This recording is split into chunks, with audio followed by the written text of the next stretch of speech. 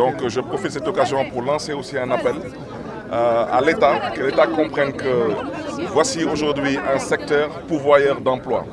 Et c'est une raison pour laquelle je pense aujourd'hui que les maires que nous sommes, avec les maigres moyens que nous avons, nous allons faire aussi en sorte de pouvoir apporter notre modeste contribution. Et pour le Forum mondial sur l'économie sociale, solidaire et circulaire, c'est surtout dire que toutes les activités qui sont exclues du système classique bancaire, qu'elles sachent qu'elles sont les bienvenues à ce forum. Et on espère qu'au sortir de ce forum, les Sénégalaises et les Sénégalais qui s'activent dans ce type d'activité sauront se retrouver pour pouvoir donner à l'élevage sénégalais en partie un autre souffle. Et réitérer encore tous mes remerciements à l'ADAM. Et je souhaite encore un plein succès à cette 14e édition. Et comme on dit chez nous, que le bon Dieu vous garde et que le bon Dieu vous bénisse. am mbégte lool di gërëm di sant waa Adam parce que dañ ma tànn ci parrain au 14e édition bi. di nuyu au passage le président des éleveurs Falidou Keita nekk fi wante na xam ne ni ñu ngi koy béggee bu baax a baax ci liggéey bi ci taxawaay bi. di rafetlu tamit teewaayu ay acteurs financiers comme Crédit Mutuel du Sénégal gis nañ fi tamit ay assureurs comme AXA Assurance ak Suñu Vie Assurance loolu lu muy wone rek mooy activité bu mel ni élevage dañ ko nar a soutenir dañ ko nar a accompagner parce que tey ay ndaw ñu bëri ay jigéen ñu bëri ñu ngi yëngatu tey ci élevage bi donc bëgg a wax tamit que bitim réew moo xam Amérique moo xam Asie moo xam Europe état yi dañuy jàppale bu baax a baax élevage di jàppale agriculture parce que loolu mooy dundal askan donc di sakku tamit ci état du Sénégal na gën a dëgëral taxawaayam auprès des éleveurs parce que je pense que tey li nekk na activité bu am solo te nekk tamit activité génératrice de revenus te surtout tey par rapport ak ay fléaux yu bëri comme immigration clandestine gis nañ fi ay ndaw ñu nangu tey liggéey daan seen doole seen biir réew te lank bañ a mbëkk gaal donc ñoom tamit ñu ngi leen di jaajëfee di rafetlu tamit teewaayu monsieur le maire de Ziguinchor di invité tamit acteurs yi yëpp ñu mën a participer ci prochain forum mondial sur l'économie sociale solidaire et circulaire bu ñuy amal fii Sénégal particulièrement à Dakar du 1er au 6 mai 2023 di gërëm ñëpp di sant ñëpp. Très bien. Oui, merci beaucoup. Nous sommes très contents d'être là et je m'honore de pouvoir faire cette visite en compagnie de mon frère et ami le maire de Dakar, de la ville de Dakar, M. Barthélémy Diaz. Je le taquinais tantôt pour lui dire combien tu as financé pour l'organisation de la foire, parce qu'on est dans le périmètre de la ville de Dakar. Et nous nous honorons de voir l'intérêt qu'il porte à ces activités, liées à un programme extrêmement important pour la lutte contre la pauvreté et surtout l'extrême pauvreté, qui est l'économie sociale et solidaire. Je suis là d'abord parce que je suis moi-même un éleveur. Depuis tout petit, j'ai toujours élevé. Tous ceux qui me connaissent savent, que ce soit les poulets, les pigeons, les chiens, tout ce qu'il y a à élever. J'ai toujours été passionné d'élevage et j'en fais jusqu'à présent, même si ce n'est pas très assidu. Et donc nous sommes attachés à tout ce qui est élevage. Ce n'est pas la première année que je viens dans cette foire. Je crois qu'il y a 2 ou 3 ans, j'étais déjà là. Et nous avions régulièrement visité les stands de cette foire. Cette année a une particularité.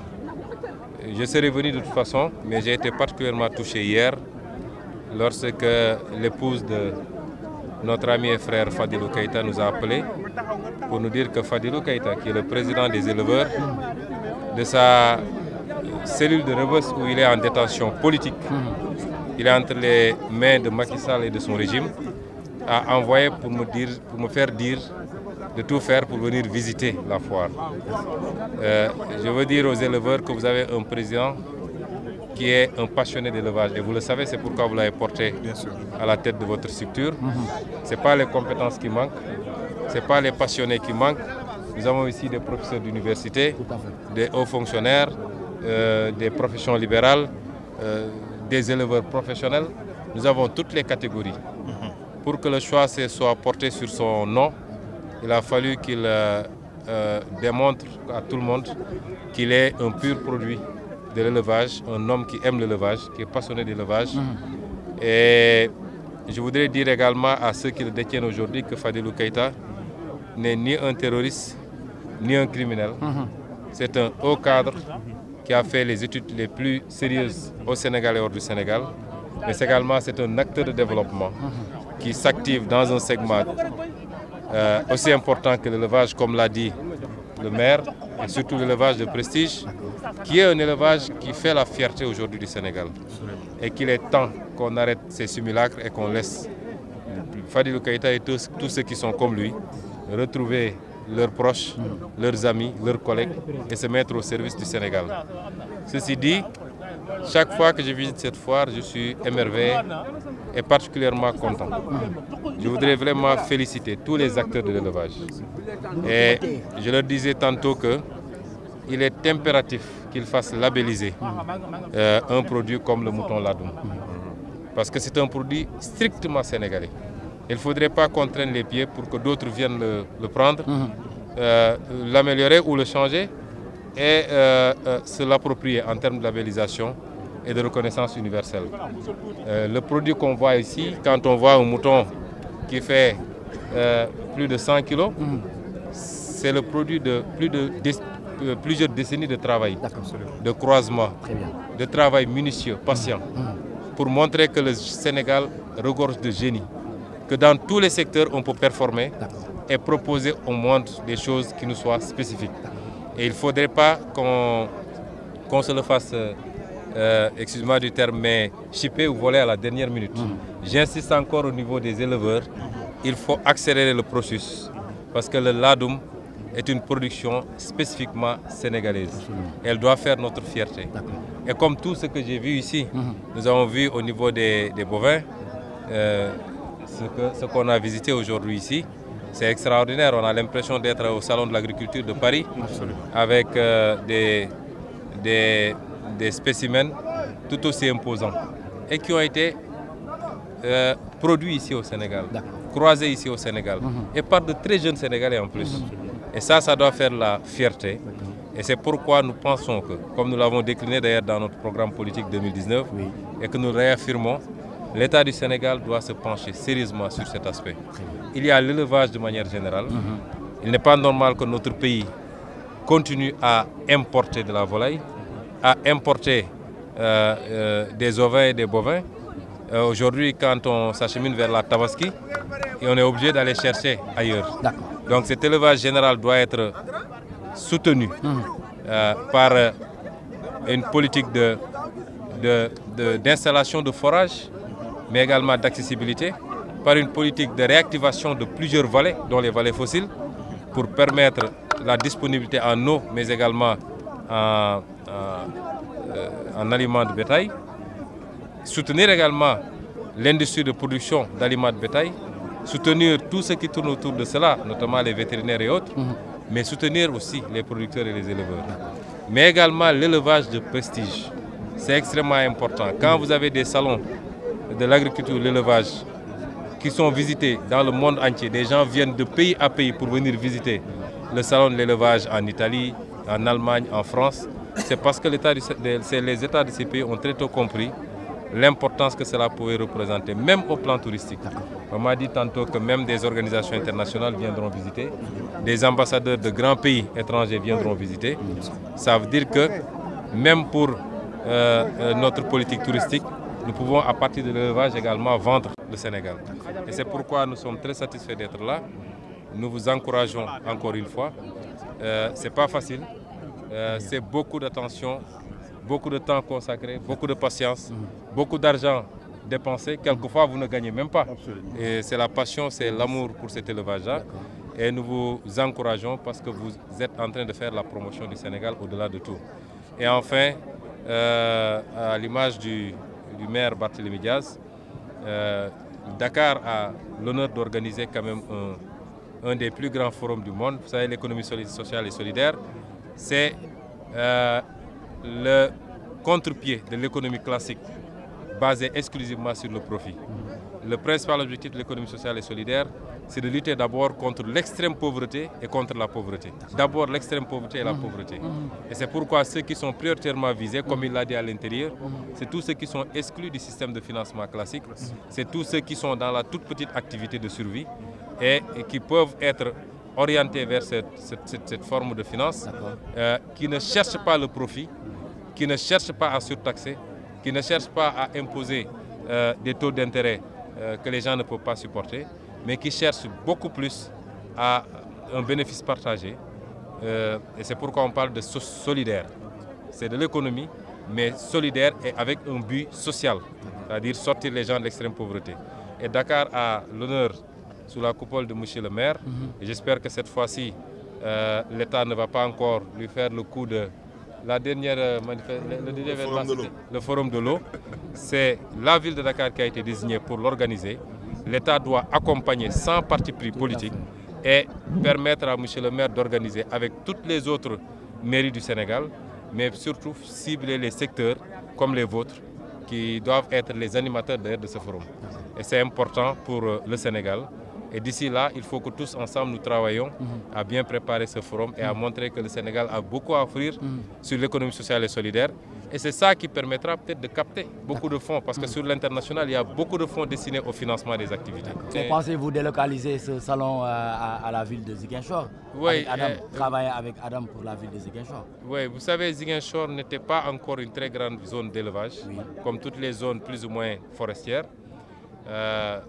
On nous connaissait beaucoup plus par des races un peu moins prestigieuses, les races Ndama, des vaches très courtes, des moutons très courts sur pied, mais qui ont un goût beaucoup plus agréable quand même.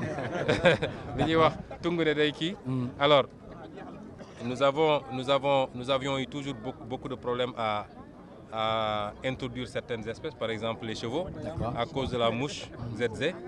Il a été toujours très difficile de développer sérieusement l'élevage. Mais depuis quelques temps, il y a des développements. Par exemple, les races de la Doum sont introduites. Au mois de décembre, il y a eu une foire de l'élevage où les gens ont exposé, pas le même calibre, mais quand même, il y a quelque chose qui se développe. Et nous inviterons justement Adam à venir en collaboration avec les éleveurs locaux, à venir développer. Mais comme dit Barthélemy, nous avons quand même un bon parterre d'élevage de cochons. Et c'est ce qu'il cherchait d'ailleurs ici. Il n'en a pas trouvé. Waa di kontaan ci teew fii du gulet yàgg naa fi ñëw du ma woon maire yàgg naa fi ñëw du ma woon sax acteur politique ndax bi may nekk ndaw ba léegi dama yàgg yar ñi ma xam ñëpp xam nañ ni suñu kër fi ma yaroo man kër gi yëpp ganaar pitax souris blanche lu ne laa daan yar léeg-léeg sax dañ doon toog rek dal bi ci suuf màbb paa bi ne ma sa souris blanche yi génne leen ci kër gi parce que dañuy gas rek donc ba ci les chiens de race malinois yeeg berger yeeg pitbull yeeg bourboule yeeg yëpp voilà ñu nga yóbbu naa leen léegi Sébikotane ndax gars yi dañoo xawoon a ragal kon yàgg nañ ci yar muy loo xam ne passion la ci ñun moo tax ñu yàgg di ñëw di visiter foire bi ren nag dafa am lu ci yokku mooy ki jiite seen association bi di Fadilou Keita ñëpp xam fi ma féete di sama rakk waaye di surtout sama collaborateur sama homme de confiance yàlla dafa def tey teewul fii parce que dañ koo teg loxo ci loo xam ne du dëgg waaye li ma gën a frappé mooy démb soxnaam dafa woote ne Fadilou nee na naam newu fi waaye dafa bëgg rek nga dem fekke ji ci foire ba parce que loolu am na solo donc sama ñëw bi dama ñëw pour sargal Fadilou Keita delloo ko njukkal te wax ñi ko jàppit ni Fadilou Keita du criminel du sàcckat du reykat ndaw réew mi la jàng di bi mu ci tolloo jàng fii ci Sénégal jàng bitim réew bu am ay lijaasam nekk cadre bu mag fi muy liggéeyee waaye nag nekk acteur de développement gis lu mel ni lii mu bëgg ko nekk ci di yar di ànd ak yéen ñi di ci liggéey ba ngeen mun cee dugal ndaw ñu bëree bëri yoo xam ne tey suñ nekkuloon ci lii amaana ña nga ci leen loo xam ne du baax ci société bi kon nañ ko wàcc mu génn dellu ci ay activité am ndax ñi ñu war a jàpp ci réew mi mooy ñi sàcc xaalisu réew mi te ñu ngi dox ci mbedd mi loolu weesoo nag ñu wax ni ñëw nañ fii ak mbégte gu rëy rëy waaye surtout toujours su ma ñëwee fii damay gën a am li admiration damay gën a am yéeg-yéeg ak considération ci yéen ñi nga xam ne yéen a ngi nekk ci lii parce que yar lu métti la yar dafa laaj nga am patience léeg-léeg sax boo moytu sa waa kër mere la. Absolument. ñii ñëpp ay kàngam lañu ay professeur université lañu ay médecin lañu ay profession libérale lañu ay éleveur professionnel lañu dañuy liggéey ba wàcc waroon nekk ak seen njaboot yéeg seen i terrasse ak yooyu nekk ci xar yi ba ay 2 heures du matin xam naa ni mu demee donc du lu yomb. D'accord. waaye ngeen koy def parce que da ngeen bëgg jur te ko bëgg jur yàlla bëgg la waaye yéen a koy def it parce que da ngeen bëgg a wane ni Sénégal am nañu talent am nañu potentiel du ñu rek ñuy consommer te loolu firndewu na ci race bi ñuy wax laadum nga xam ne Sénégal moo ko créé xam nga suñu ne woon ci àdduna bi lan la Sénégal créé dina jafe ñu wax ci temps yi la ñuy doog a am ñu labelliser ñu ceebu jën ne Sénégal ko moom la ñu njëkk am defe naa ci labellisation wala am na yeneen waaye nag moom laa njëkk a teewlu kon suñu demee ba ci wàllu jur ñun dañ doon toog di seetaan télé ñu naan salon de Milan salon de Paris salon de Berlin ñu naan tubaab yi ñoo créé race bi mais suñ toogee bañ ne Sénégal fii créé ñu race boo xam ne tey mooy race bi gën a noble ci liy xar li gën a njool ci xar Sénégal lañ koy produire li gën a gudd ci xar Sénégal lañ koy produire waaye gëm naa ni sax li gën a diis ci xar ndax bee ma gis ñu ne ma def na xaw ma 181 kilos presque 200 kilos gëw ma ni dina bëri nga gis xar gu mel noonu kon loolu da ngeen war a xam ni Sénégal ngeen di liggéeyal waaye nag nguur gi war cee jàpp bokk na ci laadum nañu gaaw ñu fexe ba yóbbu ko fa ñuy labelliser xam nga nu ñuy waxee labelliser waaye fu ñuy nangoo ni lii Sénégal ko moom moo ko defar parce que nee nañ ma ay nit a ngi ñëw waa ji nee na ma waa Qatar a ngi ñëw di jël ñooñu ëpp doole ñooñu ëpp alal bu ñu leen seetaanee fii ak 6 mois 1 an ñu dem déposer benn affaire ñu ne Qatar moom mbir mi kon nañu gaaw fexe ba ñu ne lii moomeelu Sénégal la ñoo ko defar parce que loolu dafa am solo bu loolu weesoo nag état bi daf cee war a jàpp ni mu ciy jàppee nag mooy lépp luy élevage du ma rek wax élevage de prestige bii ñu fi parce que fii xam nga duñ fi exposé xar ordinaire yi ñuy gis ñun duñ fi exposé pigeon ordinaire yi wala mën na am sax waaye bëriwul fii élevage de prestige la waaye première fonction élevage mooy fexe ba nit ñi li ñu soxla ci ndawal ñu mun ko produire ci réew mi mooy élevage de masse bi absolument il faut ñu jàppale leen nuñ koy defee mooy fexe ba gas forage yu doy ci àll bi fexe ba ñiy defar aliments yi aussi yombalal leen ko jàppale leen li nga xam ne ay vallées yu amoon la comme lu mel ni vallée fossile ak yeneen ñu fexe ba réactiver ko ba nit ñi mën faa yar di dem di fa def pâturage waaye it ñu fexe aussi ñi ciy liggéey ñëpp mooy muy vétérinaire muy kiy defar aliment ak yeneen ñu jàppale leen mu am des politiques de financement de formation de mise à niveau waaye tamit yéen ñi nga xam ne ngi def élevage de prestige muy lu am solo très bien parce que nag li muy jur ci koom-koom bi bëri naa ndax man yàgg naa yar pigeon ñun bi ñuy yar pitax 300 lañ ko doon jaayee boo ñëwee yar kii jël parfum def sànni pour mu ootal nga këppatal gaaw jaay balaa borom di ñëw yooyu yëpp jaar nañ ci très bien waaye 300 lañ ko doon jaayee dëgg la waaye su ma ñëwee fii ñu ne ma petax léegi am na ñuy jaayee 1 million 500 petax 1 million 500 benn petax ba pare dañuy voyager sax léegi am na ay voyageurs waaw mais loolu économie la d'accord te nit nee nañ ma demande bi moo ëpp offre bi ñu ngi yóbbu ba Nigéria di yóbbu fu nekk ci Afrique dëgg la waxuma la nag xar yi waxuma la nag yi waxuma la leneen dëgg la kon loolu état bi daf ci war a jàpp xam ni mun na pourvoir énormément d'emploi jërëjëf fi may daanelee nag mooy merci dama ànd ak sama doom ndey sama xarit Barthélémy Dias daanaan nga xam ne moom la yàlla dénk ville de Dakar alors ñu visité ndoom mu wax lu am solo mooy Ndakaaru bu soobee yàlla defe naa mois de mai mooy organiser lu am solo ñu koy wax forum mondial c'est-à-dire adduna bi yëpp dañuy daje ci Dakar ci benn pàcc ci koom-koom ñu koy woowee économie sociale et solidaire mooy koom-koom boo xam ne du utum xaalis rek moo ko tax a jóg waaye nu ñuy def ba dimbale nit ñi surtout nag ñi néew di doole yor ay liggéeyu ndawaan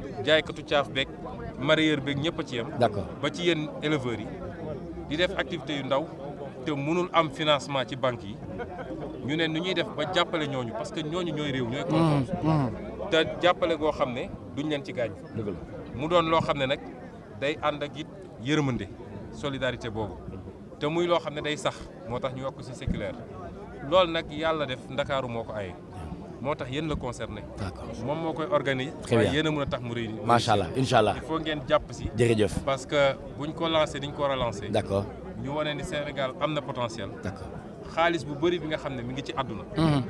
nit ñi def ko pour financer activités yu mel noonu dinañ ci mën a capter lu bëri mu ñëw Sénégal. d'accord te ci seen i activités lay dellu si. très bien kon ñu ngi leen di gërëm di leen sant. jërëjëf di ñaan yàlla mu dajale ñu waat at. amiin di ñëw amiin at yu bëree bëri. amiin